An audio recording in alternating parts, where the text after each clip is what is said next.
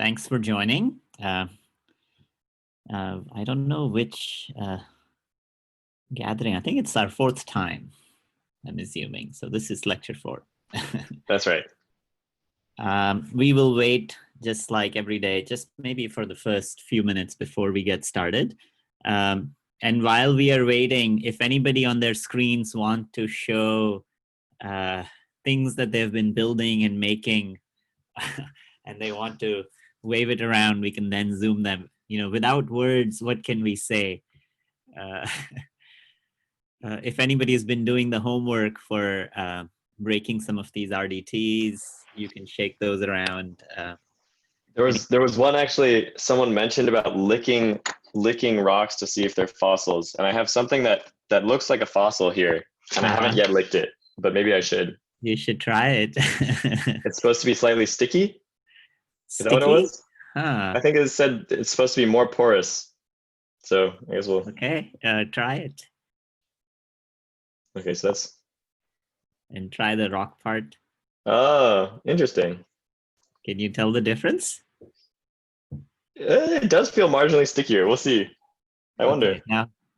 Now I have to try it. I think, yeah, for folks who have not used Discord while we are just waiting, although it's overwhelming, it's just absolutely fantastic to be able to brainstorm with all of you. So try using Discord. You might not like it at first, but slowly you'll get a hang of it. And as long as you're not trying to follow all the conversations, it should be okay. I'm seeing Pilamari is showing something. Do you want to mention, Pilamari, what's on your screen? So I'm presently working on a conducting cloth. So this cloth is conducting. So I've grown polyaniline on cloth by simple dip coating. So we are using this for making sensors. Mm-hmm. And how conductive is it? It is around 10 power minus 10 power 6 ohms, resistance. But no metal wires embedded, only polymeric conductors. Only polymer, sir. Yes, only polymer. Polyaniline, it has been grown. Yeah. Yes, sir. That's fantastic. Yeah, I think it's really fun to see if people are sitting on their workspaces. Yes, sir. I think Kostab is showing something. Tyler, do you want to unmute Kostab? This is just the first 5 minutes of show and tell before we get started. So if anybody wants to show something, go ahead, Kostab. This was the pregnancy test kit that I got from my local pharmacy. And at the back, they actually showed how do you actually test and what kind of results you have to expect. I still haven't figured out how to open this though, since it seems to be sealed on all sides. I think I'll have to cut it open. Mm-hmm. But yeah, there is some progress going on there, and the paper looks super interesting because the paper at the point where you have to add the urine, it looks completely different from the paper strip here. So it would be nice if I can get a magnifying glass or a fold scope and have a look at it sometime in the next few days and put my updates on Notion. Yeah, I think on Notion, you should truly deconstruct it. And I think the reason I want you all to do this experiment is you will realize the number of materials that go in making it, the manufacturing processes that might be at use, how it's recommended to be disposed. And you're absolutely right. The paper that carries the antibodies versus the paper that acts as an absorbent pad, there will be multiple structures and architectures. So please document it on Notion. And I think if you can find other RDT tests like this, it would actually also be very valuable to compare them. There are actually 3 or 4 in the local pharmacy, so I'll get all of them and do a comparison. Okay, so I think we're going to get started. Yesterday we had the design session at 4 o'clock. We'll have another design session at 8 a.m. tomorrow. The purpose of these design sessions was primarily for folks to get a sense for what idea boards look like and what is a good idea board, and starting to define. So we broke that down into 5 things you need to write on your idea board. You'll start with a vignette, which personalizes the problem to you. which is, why do you care? You were walking along and you saw on a street a surgical mask. It was just lying there looking at you and you passed by it. And then later on in the evening when you were going to sleep, you felt, okay, you know, that mask was sitting there clearly out of place, and what else? So that's a vignette. It's a design vignette because you want to personalize. And again, sometimes these are real experiences. Sometimes it can be an experience that you know would have happened to somebody. It's very important to document it this way because you would start see the world through your eyes. And many of you are all around the world, and many of us will not otherwise experience that. Next section in the idea board is the problem statement itself. It's very important. I looked through many idea boards. The solution and the problems are mixed. It's very important in the problem statement that you do not specify the approach you would take. You can specify a problem in a way that is hinting towards an approach, but don't bind yourself to a given approach. So it's very important that you can write 2 sentences that state the problem, but not the solution. Then you want to transition into a certain amount of data and scale to document how large is this problem. So with surgical masks, you could do a very simple back of the envelope calculation. When I looked at it, the United States alone needed something like 3 million masks per day from a disposable perspective. 3 million masks per day, 6 months of a pandemic, you can do the calculation. What is the biomass of that plastic and where is that going? So it's very valuable to anchor your problem in data, because without knowing the scale of problem you're trying to solve, it might actually not be, you would not have a good view of the type of an approach you want to take. And then the last 2 sections will be a brainstorming section, which is around solutions. But right next to the list of solutions you're thinking about, there needs to be a feasibility/risk column, which will approach for every solution you're thinking about.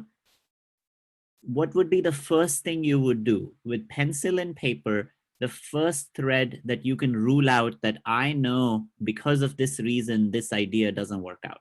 So this is a very rough framework.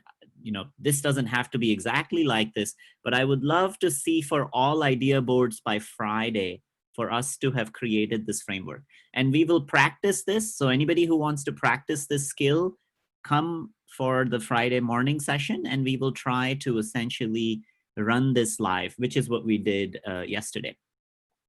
So that's all I wanted to say about the idea board. On the logistics of the teams, we will transition to be building teams starting Friday. If you're excited, please do write your name. And I want to jump into what we want to cover today, which is going to be case study 2.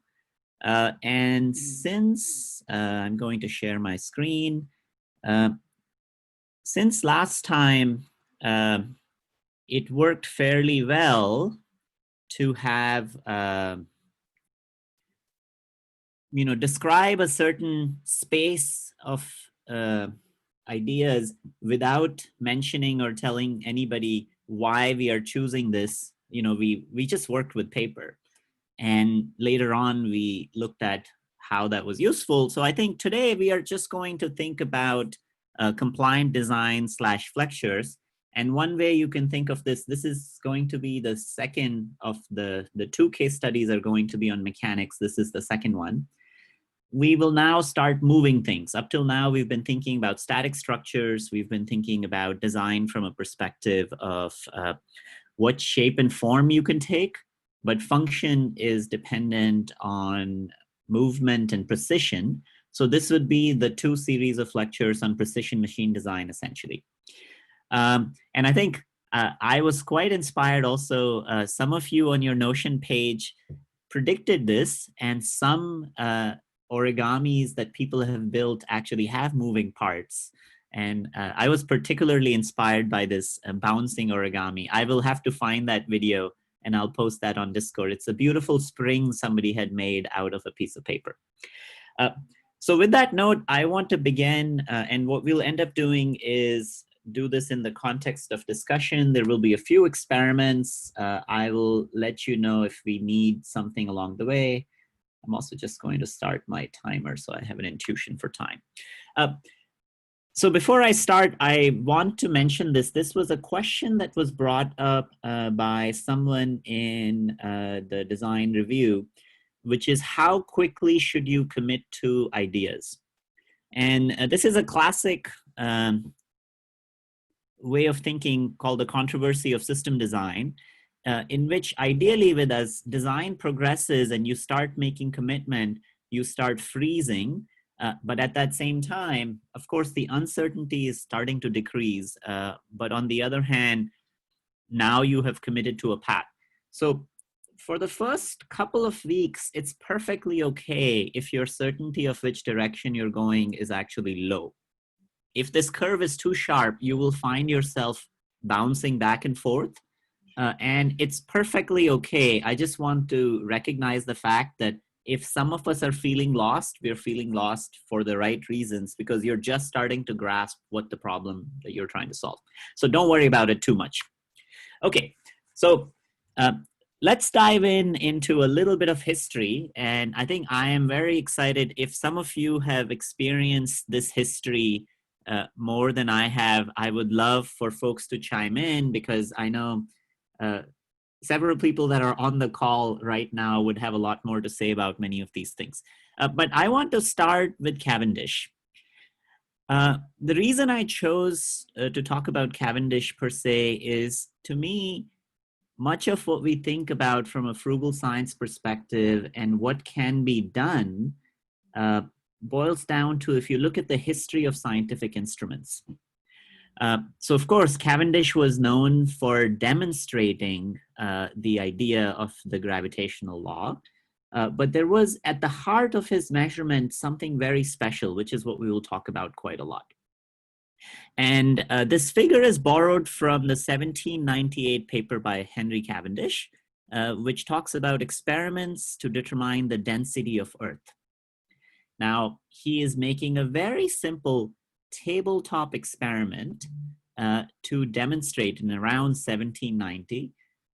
You can think about the art of precision machine design at that time to essentially measure something extremely macroscopic. And he was able to make this measurement to roughly 1% accuracy at that time of the density of the planet, which is absolutely remarkable from the sets of instruments that he was building. So the instrument that he was building is right here, and I'm going to show you a quick YouTube video of what if we all were to do this experiment, so I'm just curious, how many of you have actually done in real life the famous Cavendish experiment for measuring the fact that gravitational forces have a inverse R² law? I'm just curious if some of you have experience with this experiment. If you raise your hands with the icon, if you have actually done. It's a very simple experiment, and you will see at the heart of it is patience. And I'm going to show you a quick video that demonstrates, and I think we can also debate a little bit about whether this video does demonstrate or not what we are interested in seeing. But so I am not seeing any hands, so that would imply we have not done this as yet. So if not, I would highly recommend it. If you have a tall ceiling in your room and a very simple component that we will talk a lot about, you can repeat this experiment. And then the other thing you need is a little bit of time. So the experiment is done over roughly a day, at least. So let's look at what Cavendish did, replicated as a function of, so here is Cavendish gravity experiment done in a high school setting. And I'm just going to play this video. And I'll do the narration for this. So what's happening?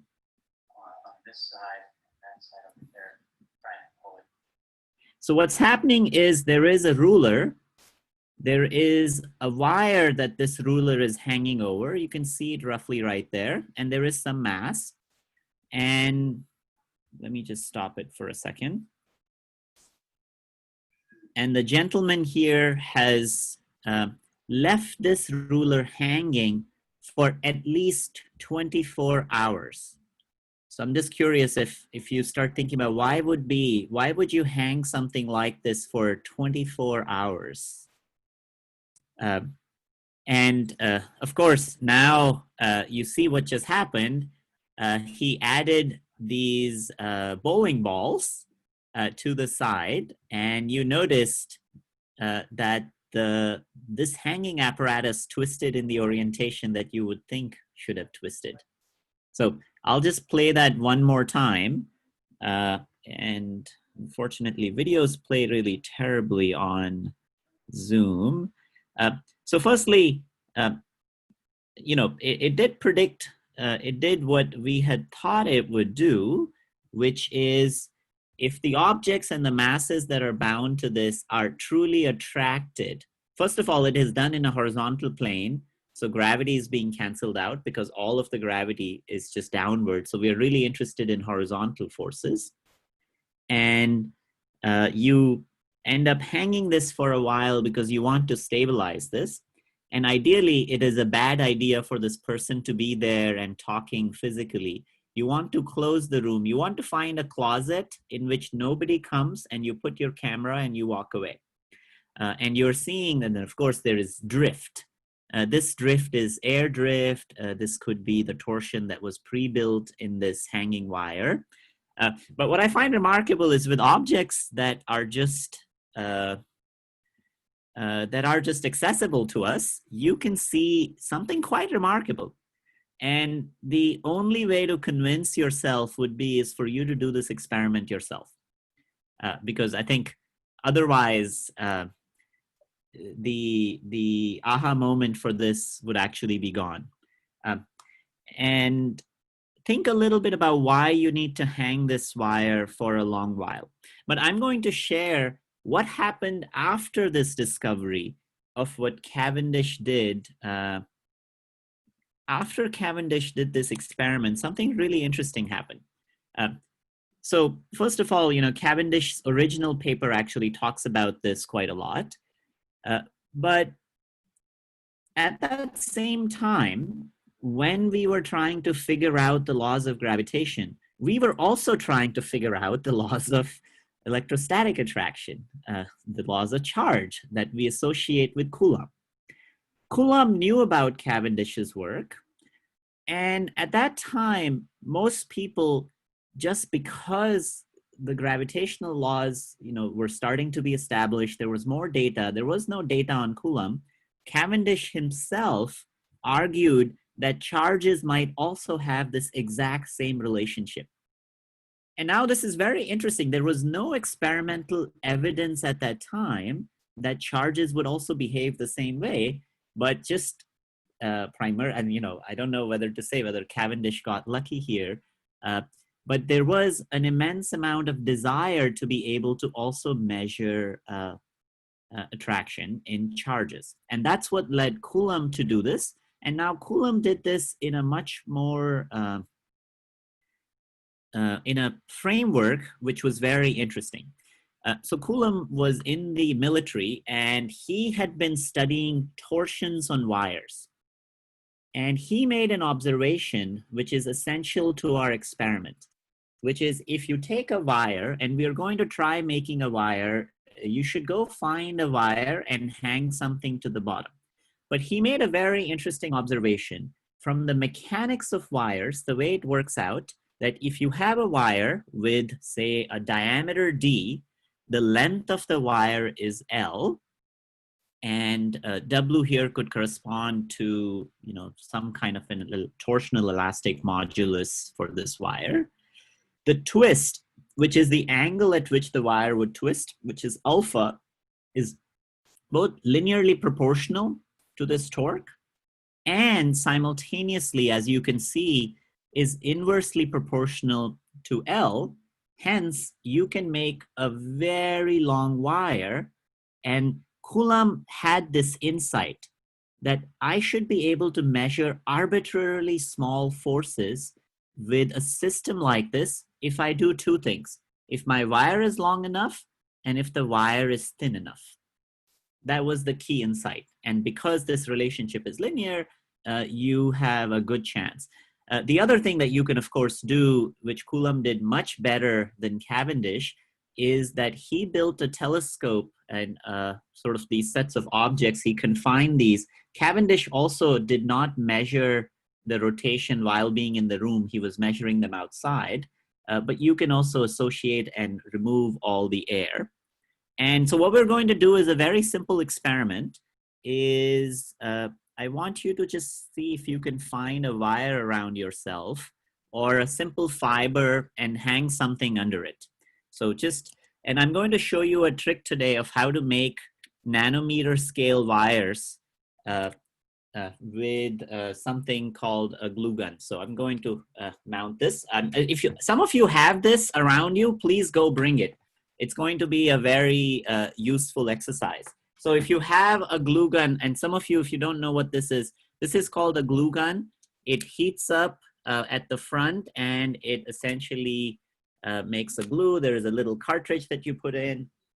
And I should have preheated this, but my intuition is it's going to heat pretty quickly. And I discovered this accidentally in grad school, and I was just so happy with this very simple discovery that I'm about to show you. Initially, I didn't believe it, but then doing some SEM, I was able to convince myself that what I'm about to show you is true. So find a glue gun if you have, let it heat, but otherwise find a wire and try hanging something on the wire. I'm going to try to look for a wire without leaving the screen and have a simple mass. And I think it's important, actually we are, we are all carrying wires on our head. So I think the simplest place to start, which is roughly the right dimensions you want to start with, because you want to start with thin wires, is to use a hair and see if you can hang a small mass under it. So I'm going to use clay for this. But you could use something else. And if some of you have clay lying around or something else that you want to use, and what we want to do is just get an intuition for what we just saw with Cavendish and Coulomb, what that actually means in the context of a real life experiment. If you have a glue gun, you don't need hair, but if some of you can see, and then you can just try hanging it with enough weight that this is tensed, and try not holding in your hand, try to put some weight on it and let it just hang. So you'll get a chance to be thinking about, I'm just curious, in your surroundings, how long would something like this take to even settle down? While that thing is settling down, I have my glue gun. If some of you have a glue gun, you can generate all of this just using a glue gun. Of course, this is very hot, don't touch it. But I'm creating a tiny drop, and then I'm going to pull. And some of you, can you all see the wire that I'm creating here? And now comes the fun part, which is I will keep extending this. And of course, at this point, it's not visible to you. It's still, oh, no, it is visible. Can you all see this? I still have a very thin wire. Now just keep watching. I can still see it. I will keep pulling at this point. It's still visible. And now it's actually cooled down. And now I have a suspended object that I wanted on this. And I could just hang this for a while. But if I was to now pull this when it was hot a little bit faster, there is a moment of time, if you do this in a glue gun carefully, there's a moment of time that this thread will become invisible, but it's still there. And what has happened is you can pull a sub 100 nanometer wire out of a glue gun by just moving it. it's gone below the diffraction limits, from the wavelength of light. So you have made a nanometer scale objects just by pulling a polymer. So I'm going to try to now do that. And what I need to do is to do this when it's still molten. And at this point, it's stretching pretty quickly. And when you stretch it far, and I think, it's very hard to show this on video because, of course, none of you can see. You think I'm just waving my hands in space, but I can hold a wire, which I find just fascinating. And this was the puzzle that I was thinking about, because I could feel that, yes, there was something there. There was because the ends of them were still visible, and there was a zone in which it disappears out in thin air while I can see the two ends, and they were taut. And it's a really fun moment when you kind of get to a point where you stop seeing something and you just have to believe that it's there. And only if you understand light well enough that you would start realizing. And then you can go put this in an SEM. And I think there has been demonstrations that using this kind of a pulling technique, you can get all the way down to around 10 nanometers of polymeric fiber, for example. That's the limit in which the number that I've actually seen using this draw process. Now, these draw processes are also used for fiber optics and many other tricks. But if you have never made a nanometer scale material before, this would be your first example of making a nanometer scale material. And it's interesting to then think about what you could do with it. But now, if you have a glue gun, you can truly hang and make a really nice wire hanging and a weight hanging at the bottom with it. So I'm wondering if somebody who has put the hair, has the weight, with the weight, has it stabilized if you put it somewhere? Is it still, no, right? So this is the point, is any subtle movements of air, this is a sensor and it will keep detecting it. Any convection currents in your room, if you want to use that as a flow sensor. And if you do this properly, try finding a fiber. Most likely, you could also use metal fibers for that, or the wires that are used for coils for motors, really small wires, and hang it in your room with a heavy enough weight and just watch how long it takes for it to stabilize. The principle of both what Coulomb did and what Cavendish did is based on what is called a torsional balance. What we are doing here is, if I go back to this equation now, right here, this was the key insight that Coulomb came with. And in my mind, from when I look at the literature, to me, this is the first example of using flexures in making instruments. And his insight was to use a mechanism that's almost atomically smooth, because what you are measuring here from the perspective of now it's bent, we will talk a lot about bending, and this wire is rotating. As long as Coulomb used a wire that was around 30 or so microns, this was a silver wire. And one of the fascinating things about this debate was 100 years later, it was, of course, long after Coulomb was gone, it was debated whether Coulomb actually measured this correctly or not, because nobody could repeat his experiments. And a group at Caltech around 50 years ago, run by Alberto, this was published in 2006, finally recreated Coulomb's experiment. It took that long because many of the materials were not clear, to actually measure all of the things only using the materials he had used. And the allegation against Coulomb was because there was so much momentum that we wanted this law to look like the law of gravitation, he might have just written those numbers down, but those numbers did not come from the measurement. Of course, we now know the only way to know that was to just really do this experiment with all that he had.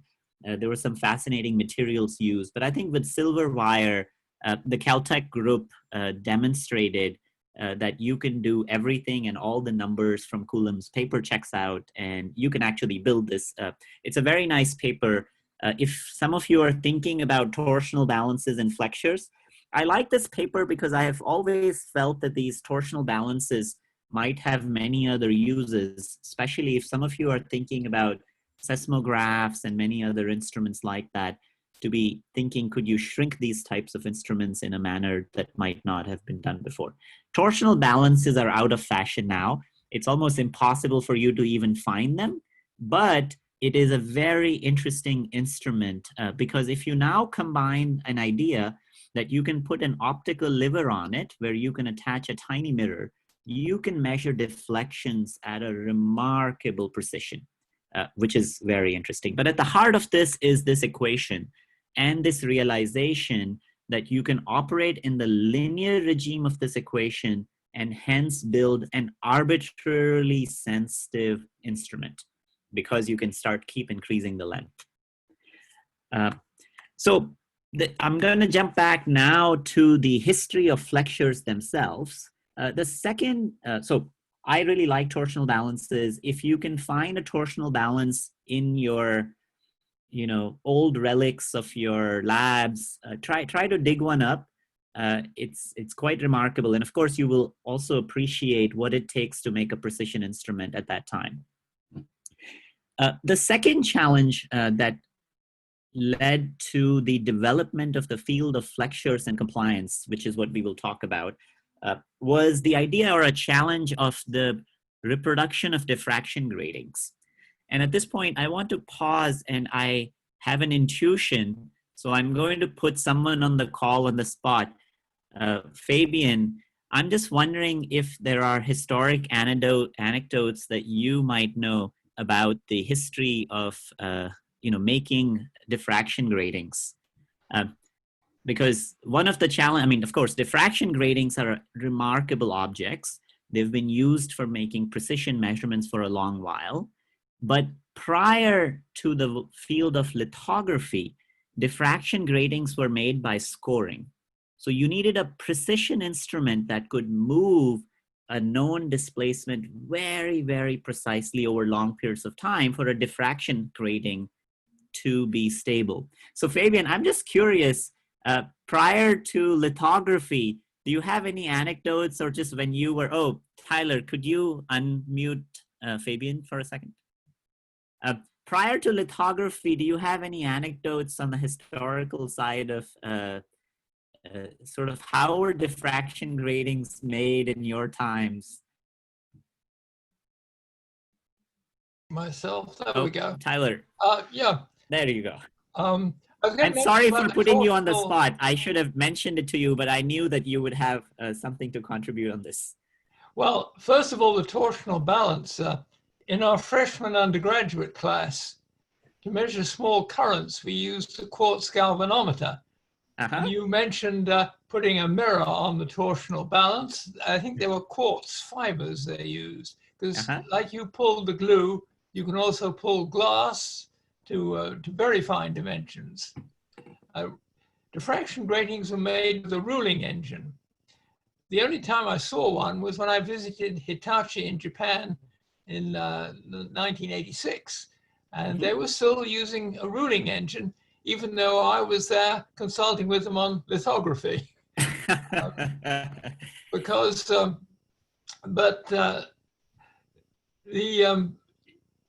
you could make diffraction gratings with, as you say, with lithography using an interferometer. But remember, before the days of lasers, the number of fringes you could get was quite limited. And a good ruling engine could give you almost an unlimited number of fringes. So yeah, the torsional balance. I was going to mention something about Cavendish experiment too. Yeah, go ahead. I was going to post a picture of the mountain Schiehallion. Does that mean anything to you or to anyone? Has anyone heard of the mountain called Schiehallion? It's in Scotland and is rather isolated from all the other mountains. And Cavendish did attempt to measure the gravitational force by looking at the sideways pull of Schiehallion. In retrospect, I think he decided that there were too many errors and he really didn't see anything. And so I think he went to the torsional balance. That was, one of the questions I was going to have was, how did he rule out the effect of electric charges when you brought those bowling balls up to the, maybe you could comment on that. Yeah, I actually looked this up myself because I think one of the things that, of course, he did was this is around the same time we were starting to understand electric charges and interactions with electric charges. I think he primarily used the same material and used different size of the balls that he was attracting. So he was able to independently change mass. I looked in the original paper and it doesn't really have any calculations on charge.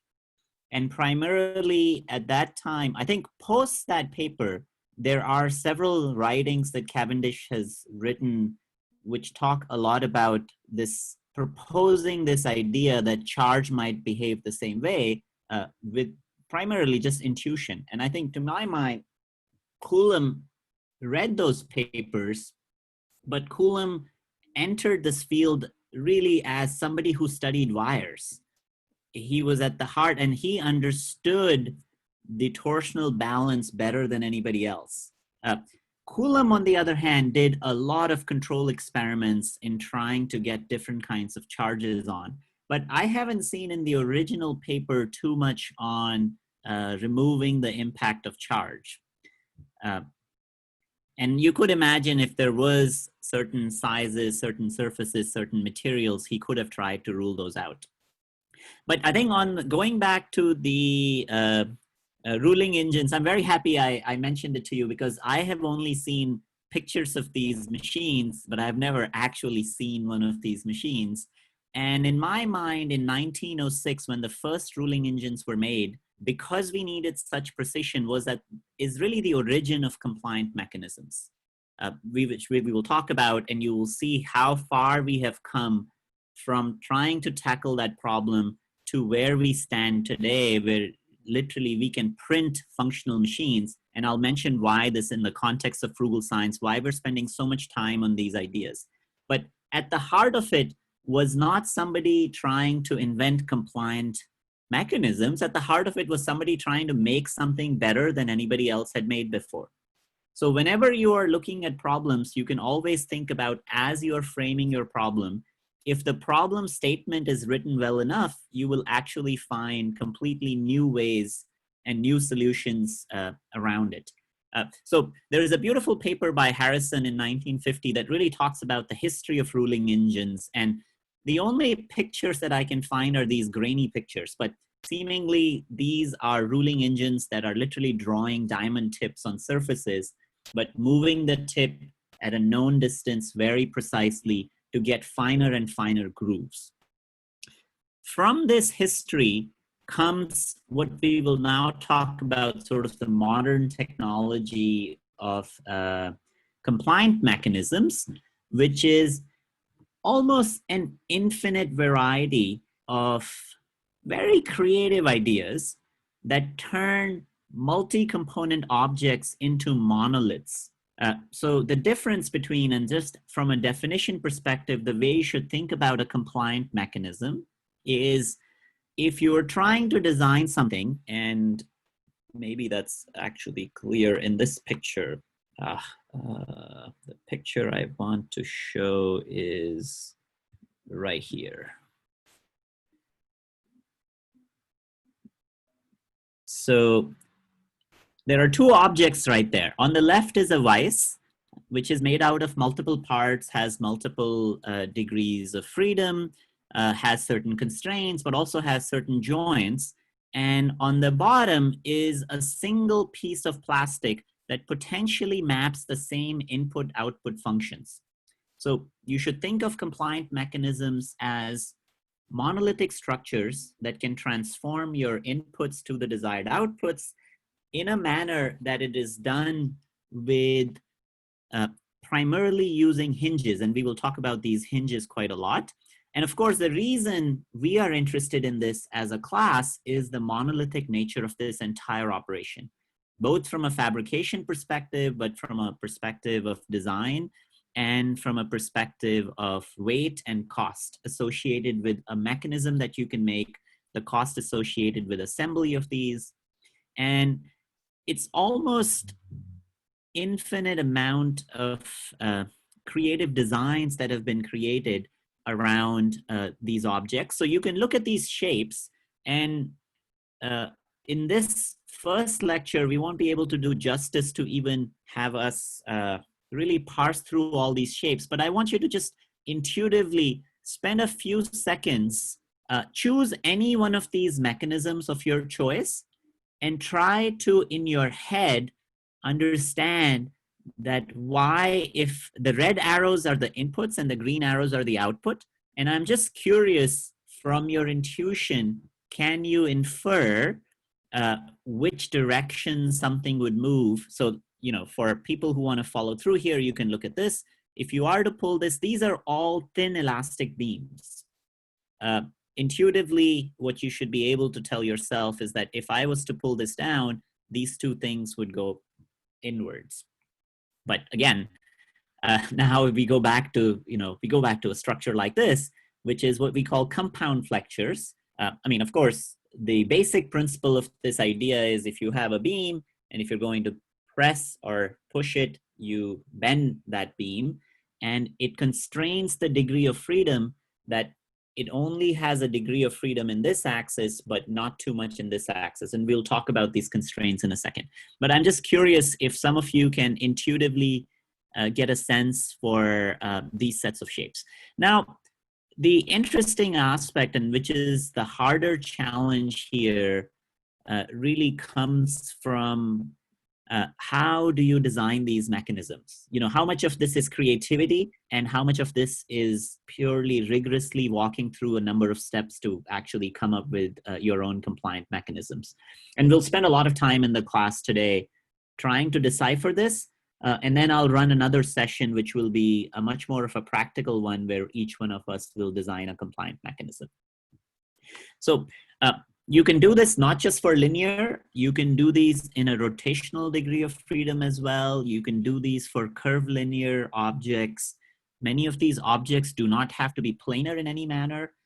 And what is fascinating, and the reason we are interested in this class, is additive manufacturing can allow us to literally print many of these mechanisms out. So to the left, you can see a compliant iris, which is a single piece of an optical component that shrinks the iris inside and out.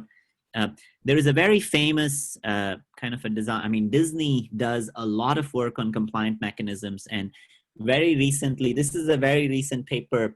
These are Jensen Walkers, which would require, these are 7 degrees of freedom mechanisms that would have otherwise required many joints. But you can see from a single rotation input, you are getting a motion of walking. So if you follow the tip, I'm going to try to annotate where I want you to look at. So if you look at this path that this object is at this tip is following, and now the question really, the art of much of this work is, how do you really design many of these mechanisms? Disney has a design engine that they released with this paper, which I can't find whether it's open source or not, but we should look through it to see if some of you can find the computational engine that they use. But primarily this is done by just providing inputs and outputs, and a program spits out this should be the shape. And I'll mention a few examples for why we actually care about this. For many biomedical devices that we're interested in, to the very bottom is a Flexure Microscope. The travel distances are small, but on the other hand, it is monolithic, and it allows you with a single 3D printer to literally print out all the X, Y, and Z axes for a single microscope, for example. So the other aspect of this is, from a Flexure perspective, is that if you perfect a design, you can make them to be fairly small, which is also important. And many of you, in terms of, if some of you have had the chance to play with rapid prototyping in the smallest scales, there are several direct write technologies available now that you can directly cut and print many of these monolithic compliant structures, essentially using direct write laser micromachining. So let's talk about a few fun things people have done. This is one of my personal favorite examples, just because of some historic reasons. This is a purely mechanical logic gate made out of compliant mechanisms. And here, if you think about this, one of the perspectives is, let's take a few minutes to dive into what this mechanism is doing intuitively. So you have a few beams, and you can convince yourself that this configuration has bistability. If you pop it up, it will remain stable in this axis, but if you pop it down, that remains stable in the bottom axis. That gives you a single bit. You can store a bit of information in a mechanical structure. So this, you can think about this from an energetics perspective. You can see that, and of course, the lengths are such that the configuration that's right in the middle will be would be a high energy, just because this distance of the beam that you've designed is actually longer than the configuration that's in the center. If you don't do that, of course, the stable point will shift, and this will become a curve like that, where it will be stable in the center. So very simple switch. But now let's look at what can we do to start building logic gates. So I'll let you figure out what logic gate is this. So here is the input-output diagram, and we will talk a little bit about how to think about these structures. But I'm just curious if anybody in the chat can write what logic gate is this first structure implementing. I will put this down. This is input, and that's the output. And you can see by definition, they've defined if this is the input, this is 0. You see, when I pop this in, the output goes down. And if I was to pop that out, the output goes up. So this is a very simple NOT gate. It's flipping the 0 to 1, 1 to 0. So you can build a single NOT gate, which is actually extremely important if you're going to build logic. Now we can think about what gate is this. So the input here is defined as A and B, and the output is defined as C. And these are just constraints. This is tied. And if you pop A, you see C has changed. If you pop both A and B, also the C remains. So you can implement this as an OR gate. And then finally, you can implement, which is a NAND gate right here. And you can convince yourself a little bit looking at this NAND gate. And again, now you notice two components are coming together. You see this gate is literally the same AND gate, but the inputs to them are coming from a NOT of A and a NOT of B. So you can convince yourself that this should be an AND gate. I like this example because it's a little bit whimsical, but it makes you think, what can you actually do with structures and architectures, especially when you're interested in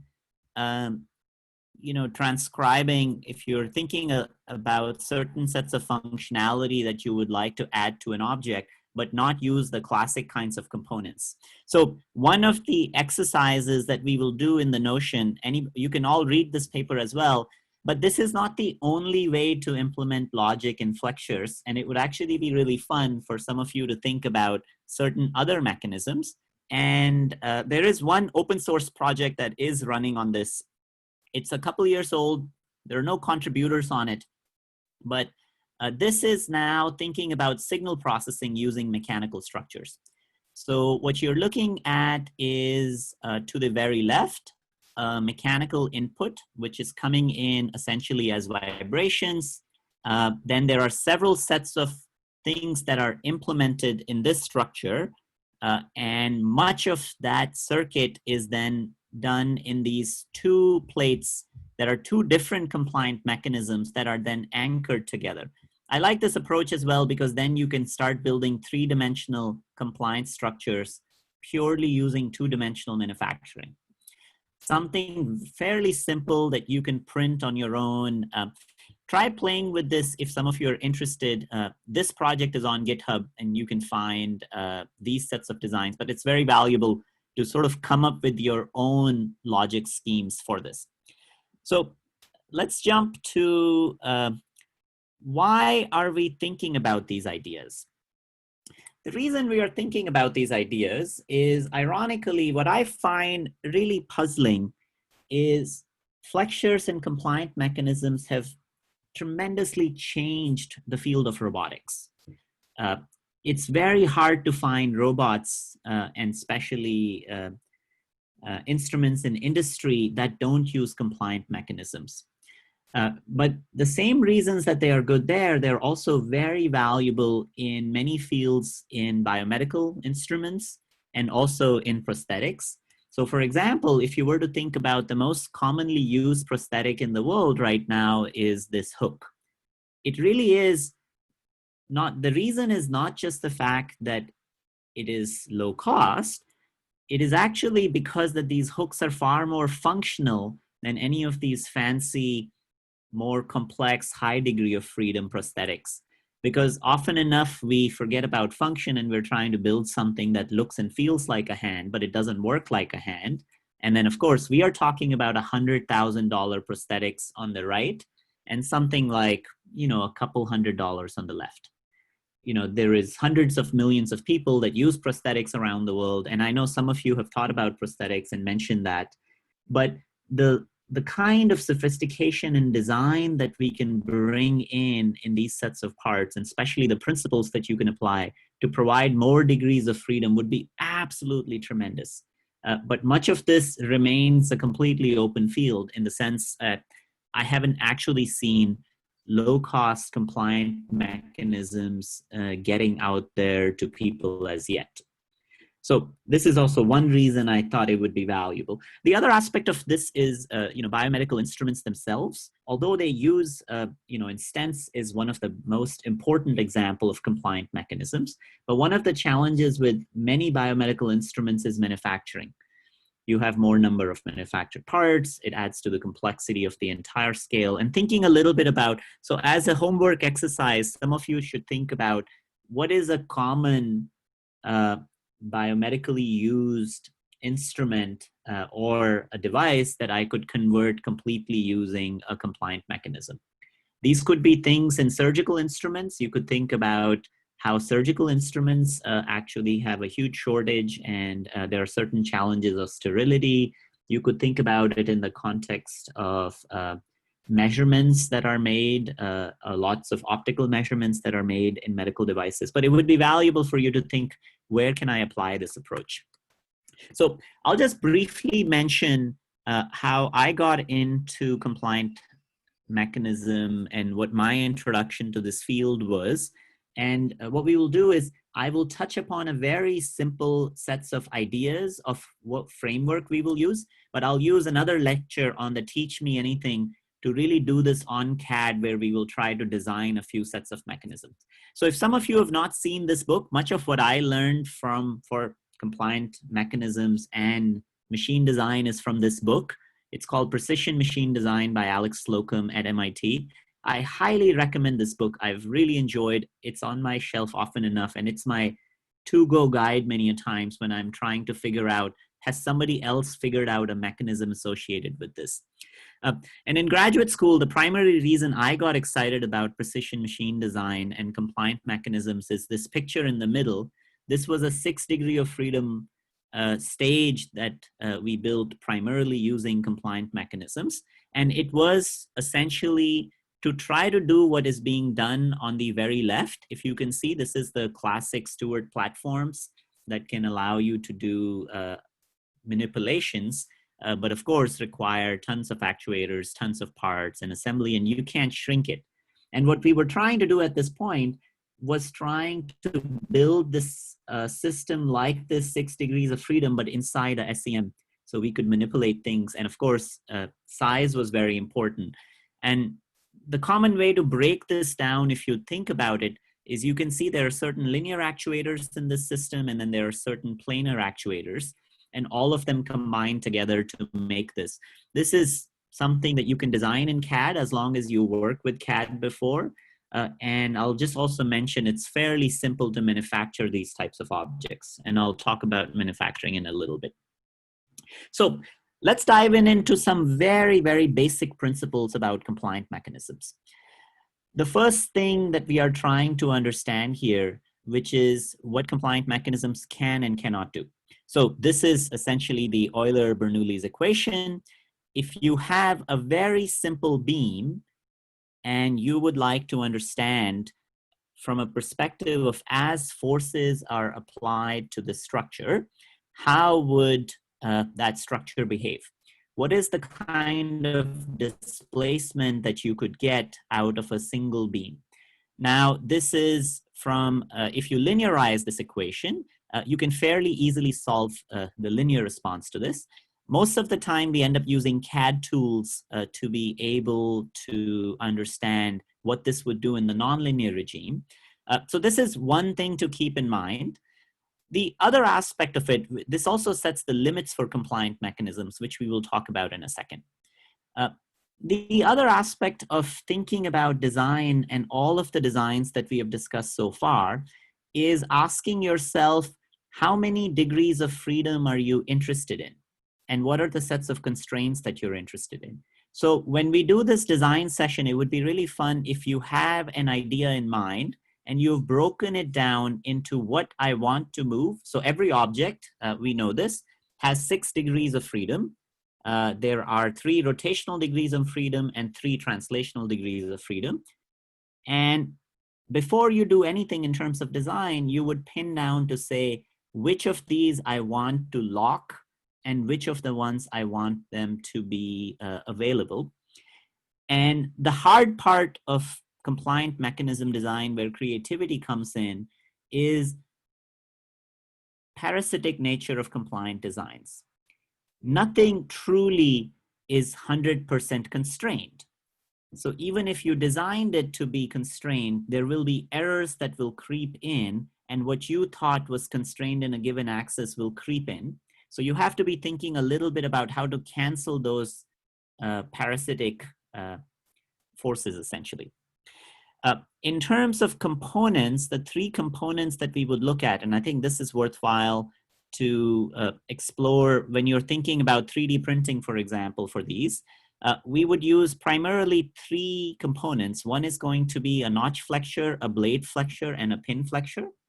And immediately looking at this, you can see that a pin flexure only constrains the object in 3 degrees of freedom, because a single pinch point can essentially move in any axis. Any 3 degrees of freedom, it is not confined in the plane of motion. So if I was to annotate this, for the purpose of this beam, if this is the central axis, I can move this along this axis, I can move this along this axis, and I can move this along this axis. So you get a chance that this pin can essentially move and bend in any of these directions, while here I have constrained this, I can move it along the rotational axis. Here you get a chance that it's constrained, but now 4 degrees of freedoms are constrained and 2 are free. One is, of course, this one. You can bend a beam. And then I'm just curious if anybody can guess for a blade flexure, what is the other degree of freedom that is still open in a blade? So if you have a blade, we all know that we can bend a blade this way. But what else can you do with a blade? It's worthwhile if you choose, say, an example of an object that looks like a blade. So make a paper strip. I'll stop sharing for a second. So make a paper strip, hold it in your hand. This is the compliant mechanism. We know we can bend it this way. That's intuitive, right? But what is the other degree of freedom? Right there. So Eves has that. The twist degree of freedom is still there.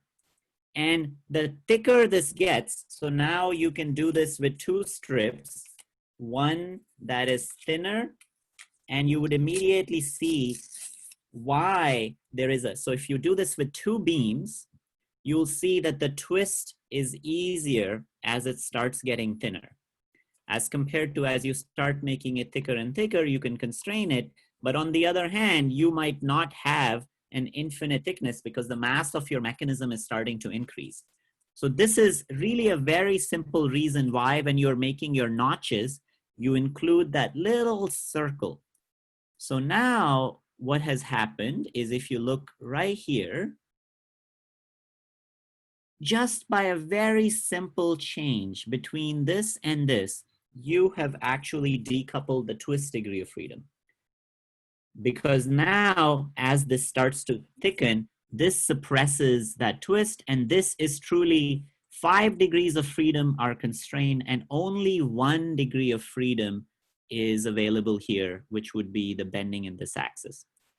And this is why many of the designs that you will see currently, so if I go back, for example, to a design that we were interested in, that we were looking at early on, for example, here, you would see that all of it, this is essentially a collection of these same hinges right here,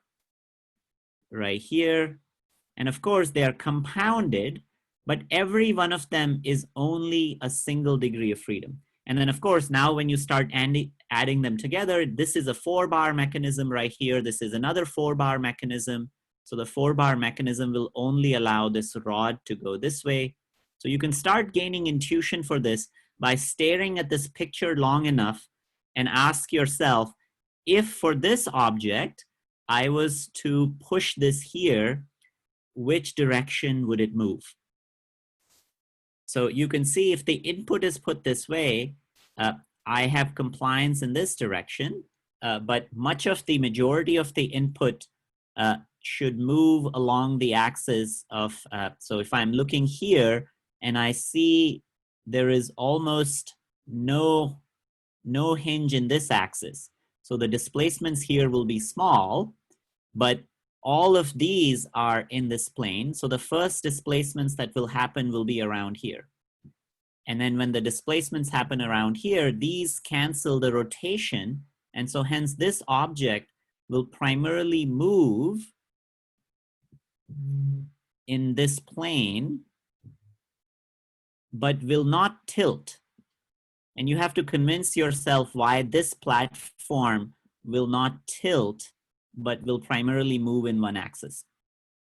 And one of the things that is valuable to do in this scenario would be is to do this with lots and lots of exercises of other people's compliant mechanisms, because otherwise this gets quite non-intuitive. Okay, so I am going to show 1 or 2 more things in this space. And the other aspect is in your design, what is the limitation of a compliant mechanism? And the biggest limitation really currently is that the total displacement that you get in compliant mechanisms is quite limited. And that just comes from simple material properties, which is if you account for the fact that you don't want the beam to go above a certain maximum stress because you don't want any hysteresis, you don't want this beam to break, you don't want your mechanism to break, you can essentially, for metals, this is a very simple intuitive law that you can remember as you are designing, that the length of your compliant mechanism, essentially, it's only 0.1 times the length of your mechanism is the displacement that you can get. So if you're designing a hinge, the total length of the hinge, you multiply that by 0.1, and that's the actual displacement that you will be able to get in the linear regime for metals. And hence the challenge of, so, you can start making longer and longer and longer beam, but on the other hand, then you have to stabilize them in many ways. And this is also why the plate flexures are used very often to get you larger displacements. But there is a fundamental limit to total displacements. So when you're thinking about this, this is also related to another field that is growing very quickly, but does not have this limitation, which is this whole field of soft robotics, because there you're really using the nonlinear regime of these elastomers, and then they don't break and they don't have the kinds of problems that many other things like metals would have. And in soft robotics, you can get much, much, much longer displacements if you're using materials like elastomers. Okay, so this is just one picture I will show you, which is a prelude to what we will do in the Teach Me Anything. This will be quite technical. So one of the questions would be, is the folks that are genuinely interested in exploring the design of compliant mechanisms can join that session. But if you are, intuitively thinking about it, or if you just want to start playing, you don't have to work through this formal framework. This formal framework was developed by Jonathan Hopkins and Marty Culpepper. And now there are several sets of tools that are available. And what it starts with is exactly what I had said before, which is you define your freedom and you define your constraints. But then you look through a kind of, this framework is called FACT, and you look through a table of mechanisms that have already been defined. And you try finding from that table of mechanisms which sets of mechanisms would actually work. And you go through a refinement process to get to finally 3 sets of, say, you can see 3 concepts that were designed that would fit this criteria. And what we will do in the Teach Me Anything session would be, is we will read 3 of these papers. 3 of these papers describe both the theory of this mechanism called FACT and also the practice of this mechanism. And we will primarily focus on the practice. And one of the aspects of this, which I like, is you will be able to find mechanisms that you cannot build and design with this. That's perfectly okay. But there is a very large class of mechanisms that the FACT framework actually allows you to build. And all of them are easily fabricatable. So you have the chance to essentially build it. And then one of the requests that I would have is for folks who would join the session of the Teach Me Anything on this, at least you should have read the practice paper. You should have at least skimmed through it, because otherwise it would take too long, and it would be valuable that when you join that session, you know how to read these diagrams. And again, this is purely volunteer basis for some of you who really are thinking much more mechanically inclined and are very interested in learning how to design this from a 3D printing perspective. That would be, this session would be much more technical in that sense. And then the other aspect of this would be, is we will fabricate some of these structures. So I am assuming some of you have access to 3D printers. And I'm wondering if some of you also have access to water jet cutting, which is another common technology that's used to make these flexures. And if some of you have these, I would be very curious if you would be willing to make a few structures that were designed in the class. So let me just first ask, does anybody in the class, for many of you who are joining from maker spaces, does anybody have access to a water jet? I know on campus we have a few water jets, so we will take a few designs. Yeah. Can we do the same with lasers? We could also do it with a laser cutter as well. We could do that with Delrin, so that would be fantastic actually. How many of you have access to laser cutters? If you could just raise your hands. Okay, I see a few. And so what we will end up doing, in the spirit of distributed design and manufacturing, we will create a Dropbox folder. And if you are interested in getting your design fabricated, you post a CAD file there, and a few of us, Corinne, me, and a couple other folks, we will print out the most promising designs that get the upvotes.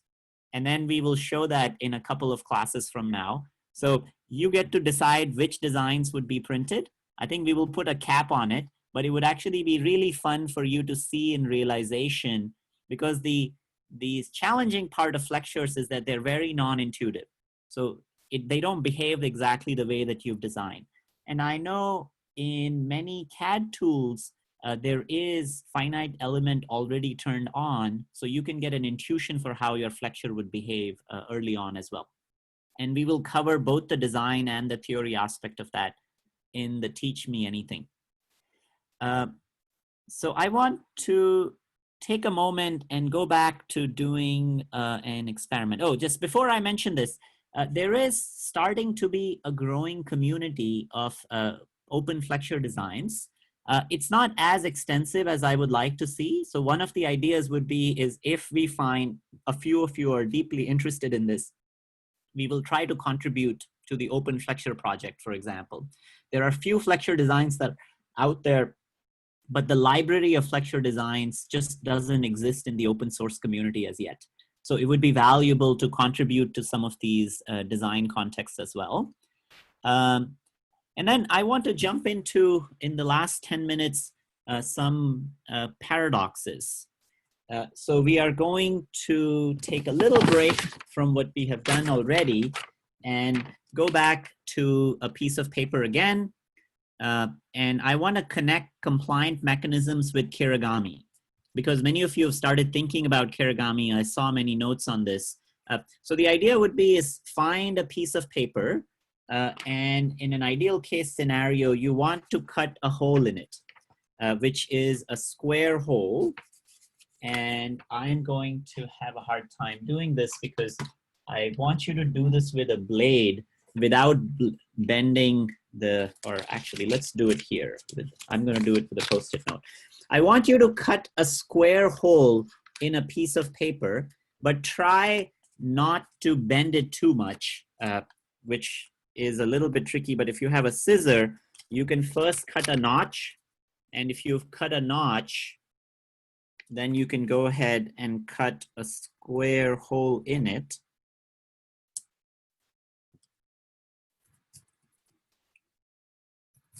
And you will see how this connects to Kirigami in a second. I'm going to get a scissor.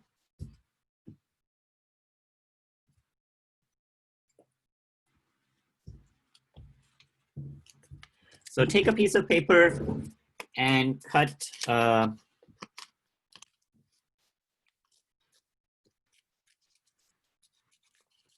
what I'm doing here is just cutting a square out of a square. And I'm interested in the outside object. Okay.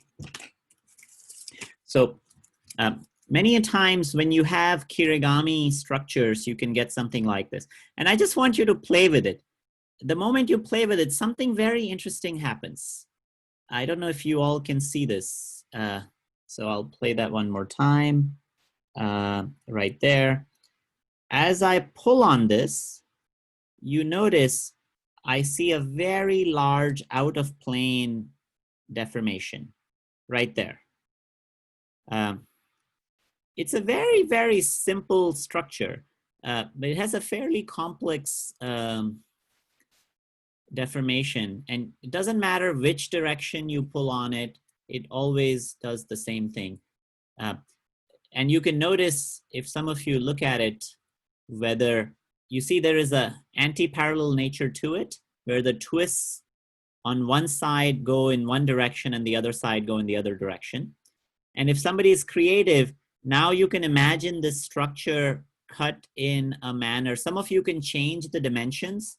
So try making the frame to be thicker and thinner, and you would see how, I mean, this is a compliant structure, but now we are in a regime where we are using a fairly, because the mechanics of it is all connected, we are not using almost, I kind of think of regular compliant design as, you know, you're using these 1D, 1 degree of freedom objects, connecting them together to form a complex movement.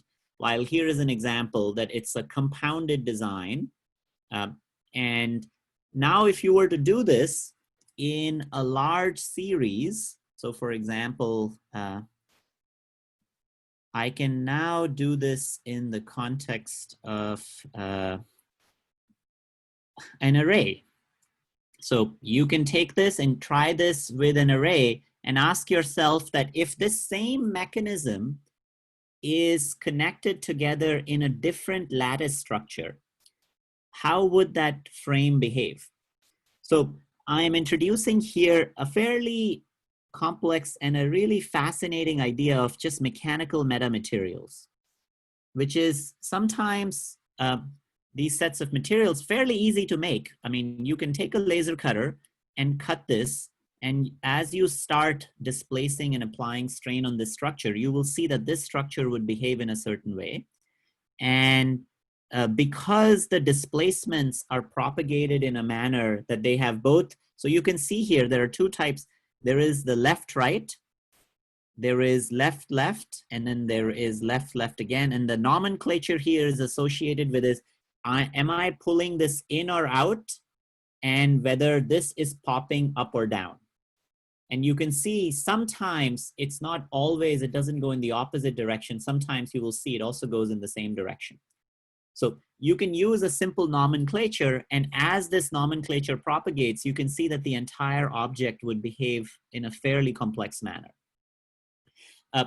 This is a space of Kirigami mechanical design in some sense. And what's valuable about this is you can make certain compliant structures that will have far greater range of deformations. And I'm curious if some of you have seen the, you know, the brown paper packing material that comes in all our boxes. Are some of you aware, which has little slits in it?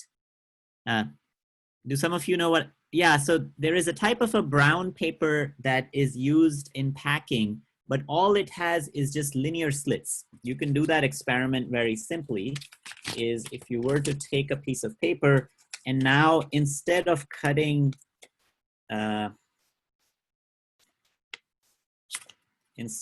squares, you can just cut slits.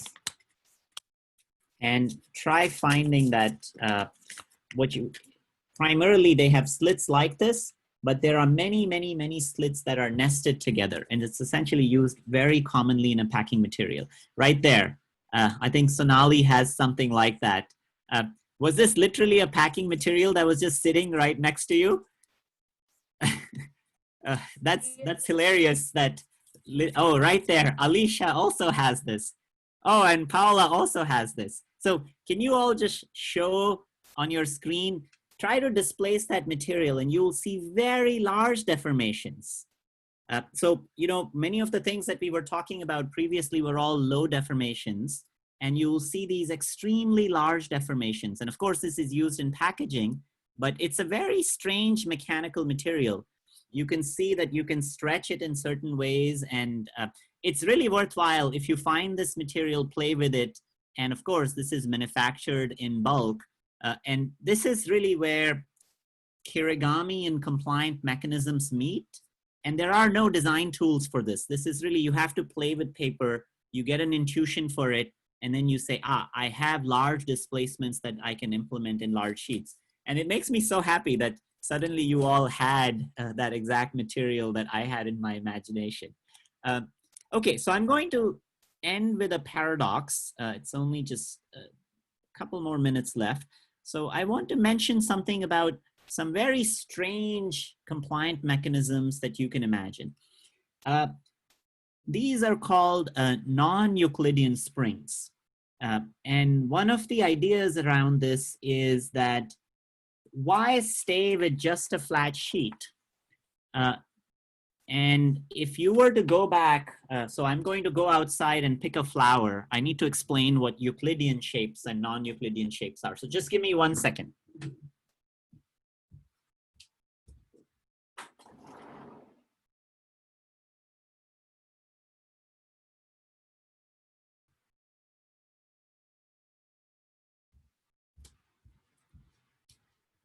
So I just picked a flower, and what you're watching here is, I'll just stop this for a second. You're watching an object which is, you know, picked up in nature. They're all around us, but there's something fundamentally different in this object as compared to this flat sheet, which is it has an intrinsic curvature. So if you were to think of this from a Gaussian curvature perspective, Gaussian curvature being the product of the two complementary curves that you can draw. So for a flat sheet, if I was to draw two lines, they are not curved and their product is not curved, and hence everything, it comes down to Gaussian curvature is 0. If I was to hold something, this piece of paper, like a pizza, you can think about it that yes, there is curvature along this axis, but this other curvature is still 0, and the product of it is still 0, and the Gaussian curvature is still 0. But for something like a leaf, the Gaussian curvature, there is an intrinsic curvature. And Yves is already starting to design a structure that I'm about to talk about. But there is a little twist. There is quite literally a twist in this story, which is why I want to spend a little time. Objects that don't have this, they're not, have intrinsic Gaussian curvature. If I'm going to cut and form certain structure out of it, now I'm talking about kirigami done on structures that did not start flat and are not flat. And I'm interested in, say, the mechanical properties of those structures. So, I could cut this in any direction, and the technologies for cutting non-flat objects is not there, but you can imagine. So now it was this thing, we had this non-Euclidean object, and now I've turned it into some kind of a shape, and I'm interested in its mechanical properties. Something really remarkable happens in these structures. So these structures are called non-Euclidean springs, and a couple years ago, there was a beautiful PRL paper. I have to find, from Iran Sharon's lab, looking at these structures as springs. And what they showed is a very surprising properties of these non-Euclidean springs, which is, unlike in a normal spring, as you increase the width of this object, so if this is the width of this object here, you would assume that it would get stiffer. But in non-Euclidean springs, as I make these strips to be thicker and thicker, they actually get floppier, which is very counterintuitive, which is, how is it possible that as I started increasing, because all of you are aware of springs that are made from flat springs, flat shapes, helices, many a times as you increase their width, they get stiffer. But here is an example of a type of a compliant structure. If compliant structures are made out of non-Euclidean geometries, you can get properties that are very non-intuitive. And I think I'll share this paper, and it'll actually be very valuable for some of you if you're interested in trying to understand. There is very little theory behind these ideas, but we're just starting to play with this. And there is literally no design work done in this space as yet, and how to actually exploit these properties. I want to end with two biological examples. One, which is one of my favorites, which, because this is the last lecture we will do on mechanics, probably the next one will be the last lecture we'll do on mechanics. I just want to mention something that we did not talk about, which is you can couple compliant mechanisms with pneumatics and hydraulics. And I don't know how many of you have collected a spider and let it die. Have any of you noticed, I mean, this might sound so sad, but spiders die all the time. You don't have to catch it live and kill. But when it dies, have you noticed that its legs kind of curl inwards? Spiders use hydraulics and compliant mechanisms to move. And it's because the internal pressure generation mechanism inside the spider is essentially gone down to 0, you end up in its base state, which was curl. And this is a beautiful paper from Cambridge, 1959, where they measure directly what hydraulic pressures the spiders control. So the curling is passive, but the actuation of opening up a leg is driven by pneumatics, not just the classic way that we would think about muscles. So immediately it gives rise to a large class of compliant mechanisms that have pressure inside it as the driving force. And then immediately you can see where I'm going with this. If you don't have lots of motors, you can be in a regime where you can make ultralight structures that can have fairly mechanically complex degrees of freedom, but all being driven by very simple pumps. And this is the promise of soft robotics. And just unfortunately, majority of that work is done primarily to make better and better robots that are starting to look way too scary from my perspective. And I would love to have that technology be applied on a much wider scale for objects that you and I will actually use every day. So I want to end with a second example on a compliant mechanisms, which is you don't just have to think about statics. I did not talk about dynamics at all, but these are halteres. So many insects use these as gyroscopes. And halteres are primarily compliant structures. And of course, the wing is a beautiful compliant structure, which we won't get into. But next time you find that pesky little housefly, zoom in and find this little structure.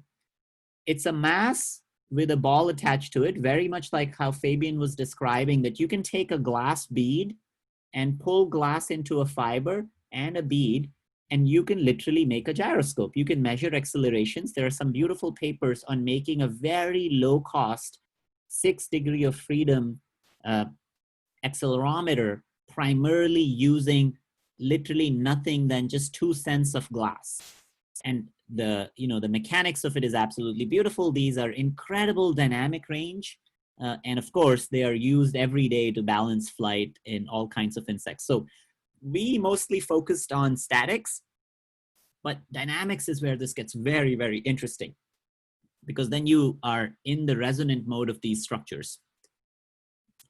And with that, I want to stop. I think this was a lot to kind of take and pack in one single lecture, but I wanted to just touch upon a few ideas. So as a recap, we discussed compliant mechanisms, we discussed connecting them with Kirigami, and then also thinking about not just Euclidean objects, but non-Euclidean objects. And then of course, we've primarily focused on statics, but what would be fascinating is as you're thinking about, is to start thinking about dynamics as well. And then one of the things we will follow through is, I'm just curious, how many of you are just comfortable with CAD in 3D and you have access to CAD tools? I want to get a sense for, because if not, we will also do a teach me, actually, let me say a word about, this is the first time I'm using that teach me anything session. Tyler, have you sent that Discord announcement already?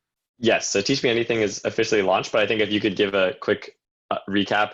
And also I know there are, I've gotten some offers of people who know of open source CAD tools. So if that's something you want to teach, I'll add that to the resources tab on Notion, and everyone can have access to free CAD to learn.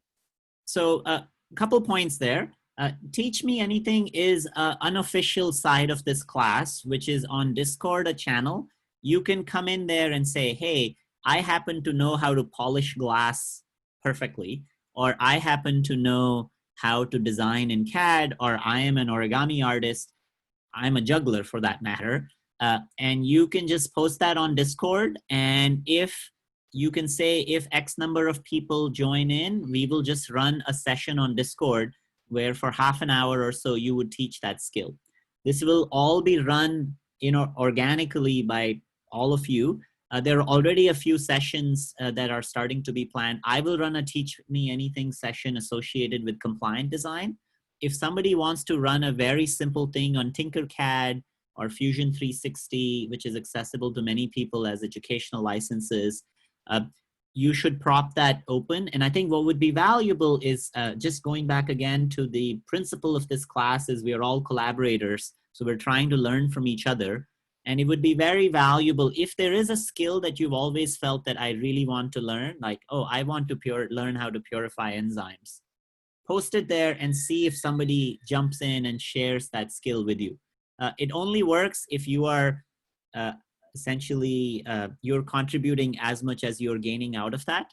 And the idea would be is if we have a few of them, we can also help organize, but this will be completely organic. So that was one. Yeah. And one other thing, I'm also currently creating a calendar. I know people have been like, wow, what's going on? So I'll create a calendar that can just be easily accessed via Notion so that you don't have to worry about getting lost in all the various things and you can see it all in one place. Yeah, and the teach me anything doesn't have to be a skill. It can be stories. If you're interested in sharing, I know yesterday we were talking with a group of an individual that has worked in refugee camps in Syria. And there are lots of problems that he has just explored. And it would be phenomenal to spend half an hour with him just sharing, what did you learn? What are the class of problems that you really feel need to be solved? Somebody wants to talk about COVID stories of what you saw happening right in front or is unfolding. So teach me anything is skills as much as experiences, as much as stories. They can be historic anecdotes. You know, if you have met a person that is relevant to many of the discussions, you can really talk about your experiences with that individual itself. It's really open-ended, but it is driven by all of you. And then the last thing that I'll mention is I'll post some of these resources. And I think, Tyler, you mentioned we should put on Notion a resources tab. And with that resources tab, we will try to put all of these papers that I often discuss. I am aware that many of you might not have access to PDFs from journals. So I'll try putting those PDFs, but feel free to share them on Discord as well. And if some of you have not tried Discord, do give it a try because it is the real-time pulse of the class and many discussions happen on Discord. You have no obligation to follow through all of them, but I find it quite refreshing. So I think if you haven't tried it, give it a try. It's worth it. On that note, I think we'll end the official session of the class. If there are any sets of questions, I'll be on Discord and we can ask questions offline on Discord, and I'll also post some of these lectures. And sorry for running over for 10 minutes. Sounds great. Manu, anything that people should be doing in between now and next time, playing with oh, yes, Parker? yes. The play is finish your assignment on the lateral flow assay. And before you come to the class, I think if some of you who are interested in the logic gates, you can use that as a way to start thinking about compliant mechanisms. If you're interested in joining the how to make compliant mechanisms class, or you want somebody else to print, try doing a version of a mechanism just purely from intuition first and what you see, and then we will do through that formally. And then the other part, which is really the more formal ask, is please finish the idea boards. I think around Monday next week, we would like to be formalized that by Tuesday of the next lecture, you all belong to a team. So this is really your weekend to start thinking about a team and just choose one topic that you're passionate about, even though you can contribute in other ways, but it's important for you to choose one problem and write your name. So at least when we do the Tuesday session, we are all aware that everybody has a team. The team size can vary from 3 people to 6 people. I would advise if it's getting larger than 6, then split that up into 2 teams. It's perfectly okay for 2 teams to work on the same problem and then eventually converge and help each other. This is not a competition, but I think the biggest thing for this week is finish idea boards and finalize your teams. No official homeworks other than, you know, play with some toys. Perfect. And specifically on those idea boards, I believe there is now a tag. You know how there's tags for broad interest area, other tags that people have added. There's now a tag, I believe, that's called team. So on that, we'd like, if there's one that you're saying, hey, this is the one that I want to work on, please add your name there without deleting other people's names. Would be great. And that way we'll know who's on which ideas. Mm-hmm. And then if you have questions, we will be on Discord for a little bit. Otherwise, we'll say good night to many of you, good morning to others, and see you next time on Tuesday. Bye, everybody. See you, everyone.